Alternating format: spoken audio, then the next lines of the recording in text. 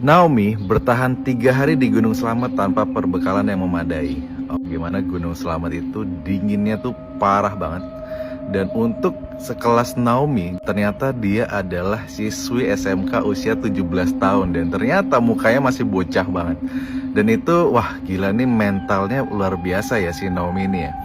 Dan gilanya si Naomi ini bisa bertahan 3 hari guys, hanya dengan sepotong roti yang dia bagi gitu ya. Dan dia bisa bertahan selama 3 hari. It's just amazing sih. Dan ketika dia ditanya oleh tim SAR, ternyata dia kabarnya ngikutin ngikutin burung yang kalau burung itu dia ikutin, naik dia naik, terus turun dia turun juga gitu. Dan itu wah keren sih ya. Saya diarahin sama burung suruh turun. Saya dari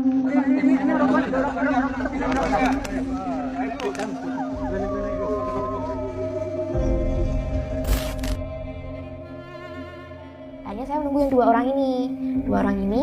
Pas saya nengok ke belakang tuh masih ada orangnya. Oke, saya akhirnya ngadep lagi ke depan sambil lihat sekitar. Nah, yang kedua saya nengok juga masih ada orangnya. Nah, yang ketiga kali saya nengok ini udah nggak ada lagi orangnya. Jadi tadi jaraknya dekat orangnya, terus tiba-tiba hilang? Iya, jaraknya tuh lumayan deket gitu loh, tapi terus kok tiba-tiba hilang. Di situ saya udah panik duluan, saya minta tolong. Terus saya juga sempat naik dulu sama, saya pikir saya kan alah deket kok ya, saya bisa naik. Siapa tahu masih ada orang di atas, tapi ternyata tuh nggak bisa, saya nggak bisa naik. Jadi tuh puncaknya tuh semakin saya naik, dia tuh juga makin naik gitu loh kak. Jadi kayak nggak kekejar gitu puncaknya. Terus akhirnya saya turun dulu, saya kayak berusaha mencerna ini tuh jalannya gimana. Terus saya juga sempat berdoa dulu di situ, saya sempat marah dulu lah sama diri sendiri, kok bisa sih kayak gini. Jadi nyalain diri sendiri dulu awalnya. Terus habis itu pas saya udah agak mendingan lah ya badannya, udah agak fresh pikirannya, saya coba turun ke bawah. Nah, pas saya turun ke bawah ini, saya tuh sempat melihat ibu-ibu pakai baju hijau.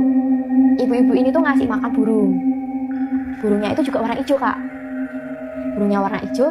Pas saya deketin ibunya itu tuh bukan ibu-ibu ternyata, tapi kayak tubuhan, tapi menyerupai ibu-ibu itu.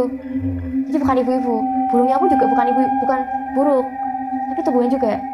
Ini gitu. Terus karena saya udah takut juga kan ya, akhirnya saya pilih naik lagi kembali ke tempat tadi. Saya udah kayak, ya Tuhan ini gimana, kok bisa kayak gini. Habis itu saya kayak, pikirannya tuh bener-bener kacau di situ kan kak, udah nggak bisa nemuin apa-apa lagi, udah nggak bisa nemuin orang lagi.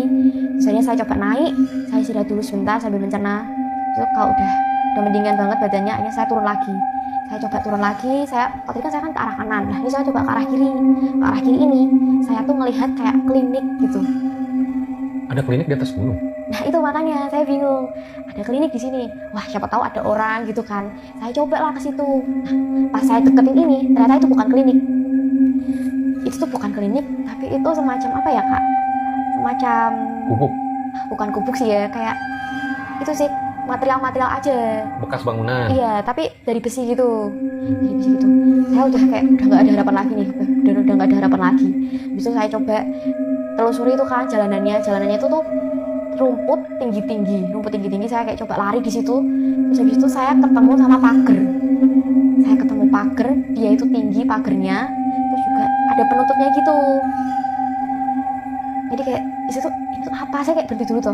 Ini apa? Kok kayak gini pagernya? Kalau pagernya biasanya kan bisa dibuka gitu kan. Ini nggak bisa dibuka. Ini saya nggak berani deketin itu. Saya nggak berani deketin apapun. Akhirnya saya pilih naik.